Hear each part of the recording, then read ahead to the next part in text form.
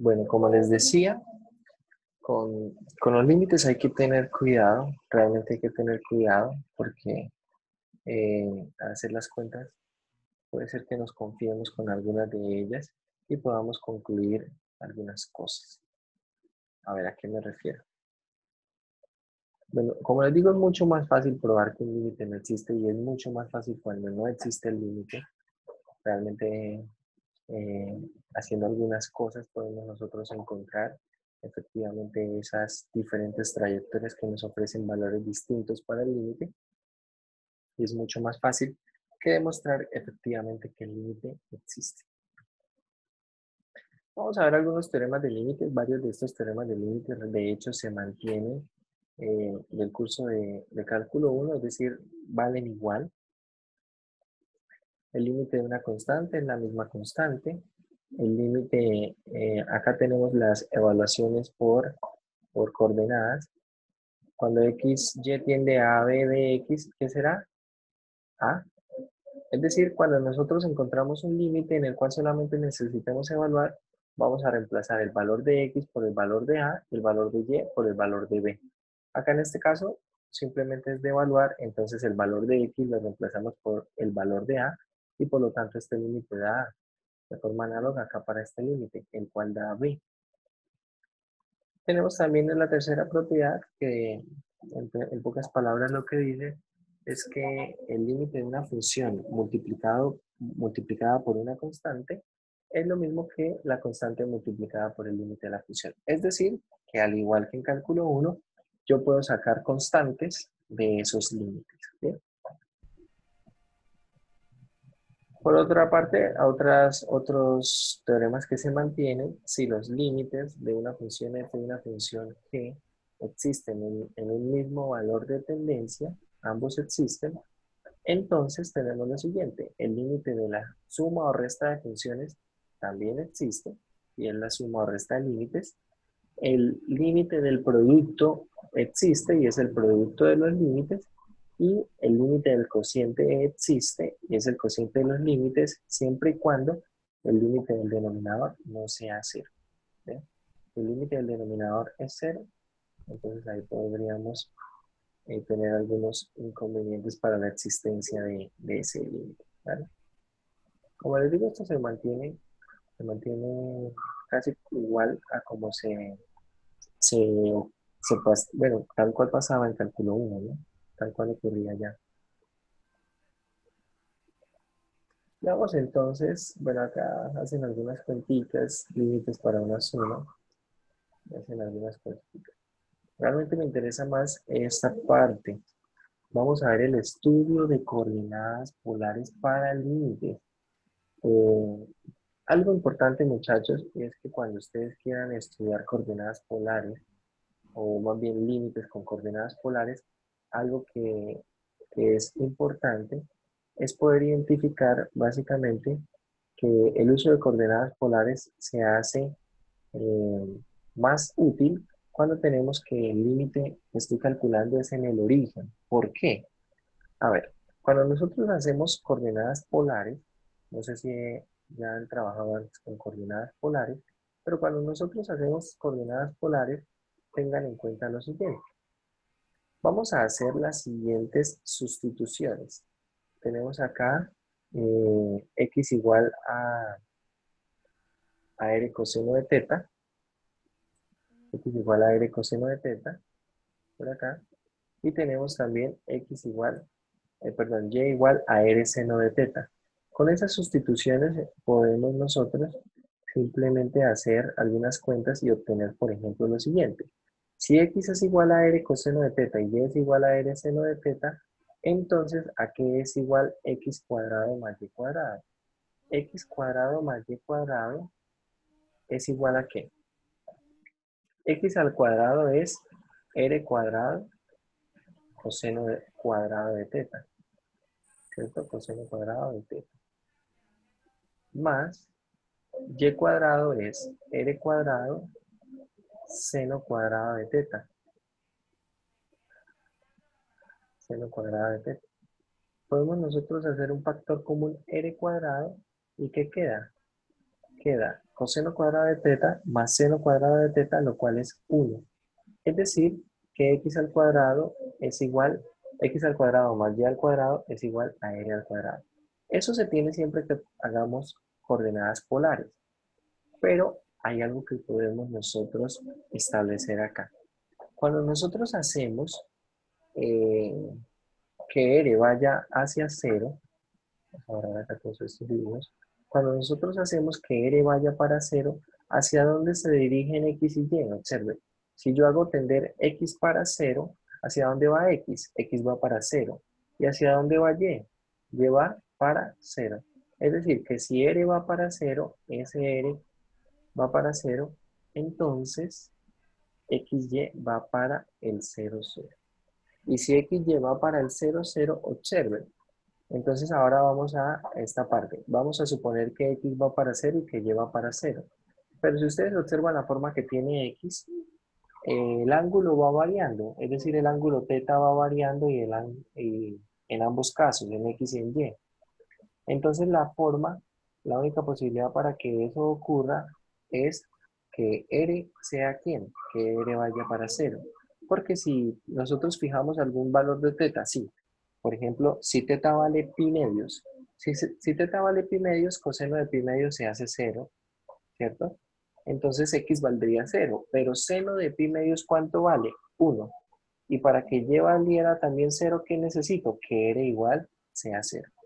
Es decir, que no importa el valor de θ que usted ofrezca, cualquiera que sea el valor de θ, la única forma para que x y y vayan ambos al 0 simultáneamente es que r sea lo que tienda a 0. Entonces obtenemos esto. Por eso funciona bastante bien el uso de coordenadas polares en límites que van al origen, porque tenemos esa relación que mencionamos allí. Veamos entonces acá algún ejemplo con estos límites. Veamos acá. ¿Qué pasa? Tenemos este límite cuando xy va para el 0, 0 de 10 xy cuadrado más x cuadrado más y cuadrado. Vamos a hacer algo primero con este límite. Tenemos 10 xy cuadrado sobre x cuadrado más y cuadrado. Bueno, vamos a analizar primero alguna trayectoria. Observe, yo quiero trayectorias que pasen por el punto 0, 0. Por ejemplo, antes de irnos por coordenadas polares, si yo tomo la trayectoria, por ejemplo, x igual a 0, vamos a tomar esa trayectoria x igual a 0, ¿cuánto da ese límite? Observe, si x vale 0, en el numerador se hace 0, ¿cierto? Es decir, que esa función me queda 0 sobre y cuadrado. Y eso entonces da 0. Si tomo la trayectoria y igual a 0, entonces ¿qué ocurre? Algo similar, me queda 0 sobre x al cuadrado y ese resultado da 0. Pero si ahora tomo otras trayectorias, por ejemplo, vamos a tomar la trayectoria de todas las rectas que pasan por el origen, es decir, vamos a tomar y igual a mx, la que tomamos hace un rato. Vamos a tomar esas trayectorias que pasan por el origen, y igual a mx. Si tomamos esas trayectorias para este límite, ¿qué obtenemos? Entonces obtenemos que queda el límite cuando, eh, a ver, acá una observación que quiero hacer, y es algo que cambia con respecto a lo que, por ejemplo, estamos viendo acá en el momento en el libro, es lo siguiente. Si nosotros hacemos esta trayectoria, yo puedo simplemente escribir lo siguiente. Puedo escribir acá el límite cuando voy a hacer la sustitución de y por mx. Entonces ahora me queda un límite en una sola variable. Entonces no necesito escribir xy. Simplemente necesito escribir x cuando tiende a 0. ¿Bien? ¿Y cómo queda esto? Queda 10 veces x por y cuadrado, pero y cuadrado lo voy a calcular teniendo en cuenta que y vale mx. Es decir, ¿esto qué queda? ¿Cómo queda? Queda m cuadrado x al cuadrado, ¿correcto? ¿Y en el denominador qué queda? Pues nos queda x al cuadrado más m al cuadrado, x al cuadrado.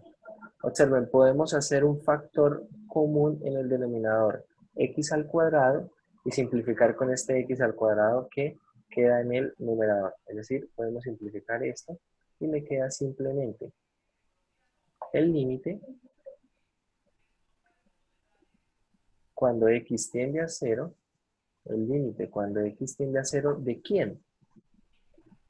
Entonces en el numerador va a quedar 10m cuadrado x, ¿cierto? 10m cuadrado de x. Y en el denominador va a quedar 1 más m cuadrado. ¿Y ahora qué hacemos? Vamos a evaluar el límite. El límite no tiene aquí forma indeterminada. Entonces evalúo el límite cuando x vale 0 y tenemos que el numerador va a quedar como 0 y el denominador queda 1 sobre m al cuadrado. Es decir, que ese límite completito, ¿cuánto da? Da 0. ¿Sí? Ese límite da 0. Es decir, observen, estamos analizando para este límite trayectorias que pasan por ¿dónde? Por el origen. Ya tomamos el eje X, y igual a 0, ¿cierto? La trayectoria y igual a 0. El eje Y, la trayectoria X igual a 0. Y todas las rectas que pasan por el origen. Todos estos tres dieron ¿cuánto? Dieron 0. Todas estas tres diferentes trayectorias. Bueno, de hecho los ejes también hacen parte más o menos de estas, del estilo Y igual a MX. Sobre todo la trayectoria Y igual a 0. Pero bueno, ahora, ¿qué vamos a hacer acá? Vamos a mirar qué pasa con respecto a polares. Por ahora parece ser que el límite es 0. Pero entonces vamos a ver qué pasa acá con polares. Ya que hay que tener bastante cuidado. ¿Por qué? Tenemos, bueno, acá hacen una sustitución, ¿bien? Hacen una sustitución y esa sustitución es de la siguiente manera. Usando coordenadas polares, x es igual a r coseno de teta y y es igual a r seno de teta. Reemplazando en la función x por eso y y por eso que tenemos allí, entonces ¿cómo nos queda finalmente la ecuación? Nos queda 10r al cubo coseno de teta seno cuadrado de teta sobre r cuadrado, ¿bien? Que es x cuadrado más y cuadrado. Simplificamos el r cuadrado y nos queda 10r coseno de teta seno de teta. Y eh, calculamos esto, el límite cuando r tiende a 0, ¿de quién? De r coseno de teta seno cuadrado de teta igual a 0. Y concluimos, a partir de eso podemos concluir que ese límite es 0. Pero ahí hay que tener mucho cuidado, muchachos. ¿Por qué? Porque de hecho esto no es del todo correcto. No es del todo correcto. Acá realmente lo que necesitamos probar es que cuando nosotros hagamos una sustitución por coordenadas polares, es el límite. Cuando r tiende a 0 de f, la función ahora evaluada en términos de r y de teta, vamos a ponerlo así. La función evaluada en términos de r y de teta, esto realmente esté acotado, es decir, esto esté acotado por el límite, está acotado de esta manera, menor o igual que el límite cuando r tiende a 0 de una función, vamos a llamarla p, que depende exclusivamente de r. Bien, que depende exclusivamente de r. Y la existencia de este límite en polares depende de la existencia del límite cuando r tiende a 0 de p. A ver, ¿qué es lo que ocurre acá?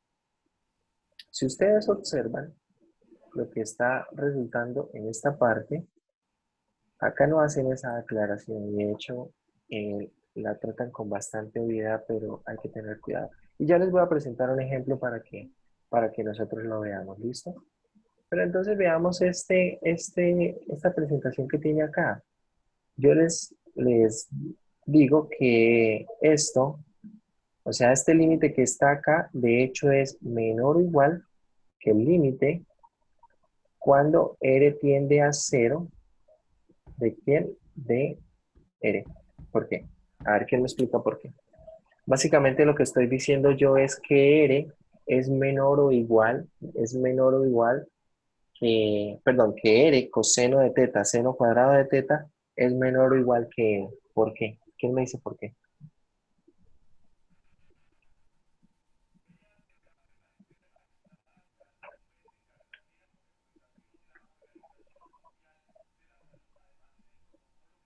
A ver, voy a decirlo para ver si...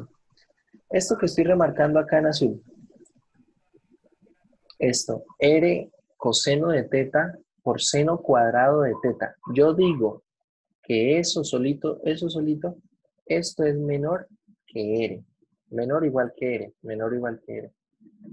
¿Por qué?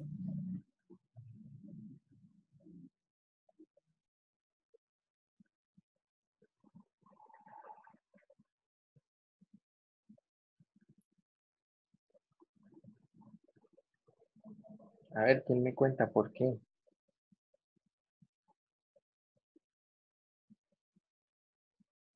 No es una bonificación para el examen, a ver, una bonificación para el primer examen, para que me diga por qué.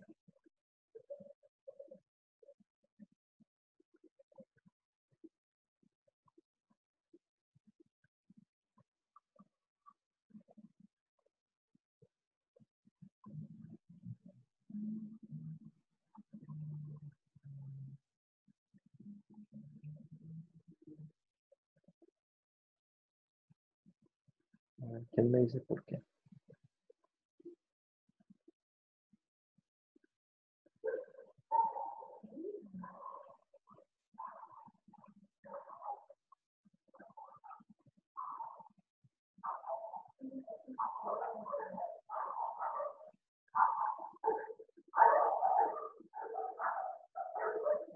¿Nadie?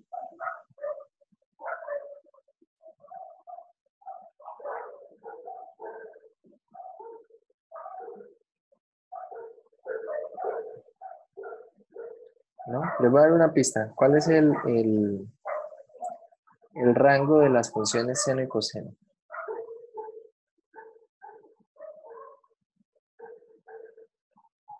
-1 y 1. De -1 a 1, listo. Entonces, ¿qué pasa?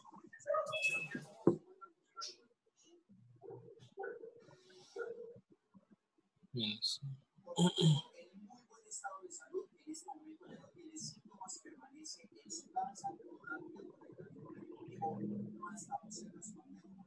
¿Por qué puedo decir que eso es menor que R?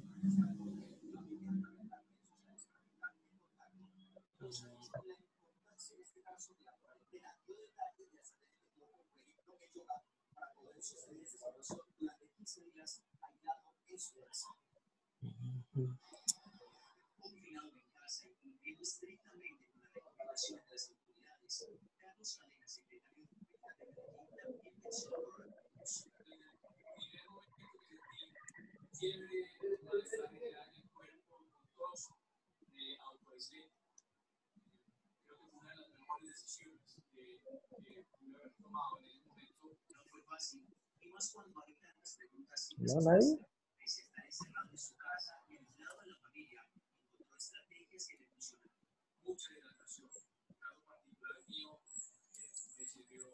No se peleen tanto.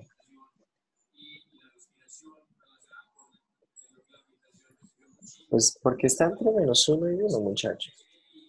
¿Cuál es el mayor valor que puede tomar coseno? 1. El mayor valor que puede tomar seno, 1. Es decir, que el mayor valor que va a tomar coseno por seno cuadrado de teta es 1. Es decir, que eso que está allí en el recuadro azul es menor que, o sea, quitándole R, eso es menor que 1, menor o igual que 1. ¿Sí? Es menor o igual que 1. Ahora multiplicando R acá y al otro lado nos queda que R por todo esto es menor que R. Es decir, como les digo, para mostrar que un límite, de hecho, un límite por polares existe, básicamente necesito mostrar yo que esta función R en términos de f en términos de R y teta es menor que una función que dependa exclusivamente de R. Y además, para que exista el límite, es el límite cuando R tiende a 0 de P de R, debe ser algo que exista. No necesariamente debe ser 0. Desde que sea un límite que exista, entonces este límite también va a existir. Pero lo más usual es que este límite converja a 0. Pero no es necesario que converja a 0. Bueno, por favor, silencien allí los micrófonos. Entonces, para que tengamos eso presente, ¿bien? Tengamos eso presente. Bueno, les voy a poner unos ejercicios para que empecemos a hacer unos ejercicios y ahorita hacemos unos comentarios con respecto a unos ejercicios más aquí en Polares, ¿bien? A ver, vamos a trabajar con los siguientes ejercicios de acá en la parte de ejercicios, para que por favor empecemos a trabajar en ellos acá durante la clase y ahorita entonces empezamos a mirar algunos de esos. Van a trabajar, con respecto a los que están acá en pantalla, trabajen el problema número 4, el problema número 4, trabajan el problema 7, trabajan el problema, a ver, veamos el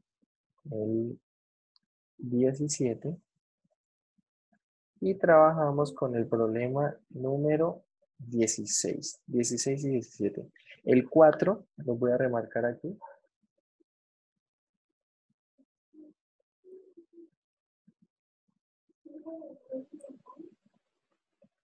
Vamos a trabajar con el problema número 4.